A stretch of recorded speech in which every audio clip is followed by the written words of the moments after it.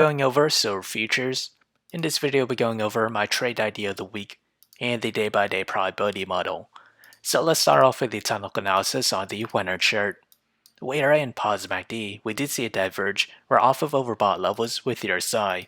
With the 4-hour chart, we remain in positive MACD and off of overbought condition with the RSI.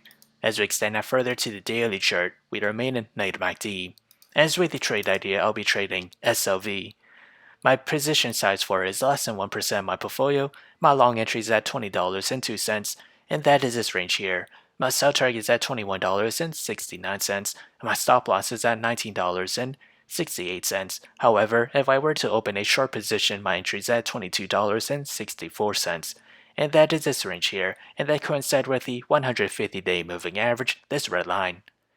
My sell target is at $20.37. My stop loss is at $23.02. So whichever entry price were to hit first, that'll be my position of the week. So how did I develop these trade ideas? It all comes from the day-by-day probability model.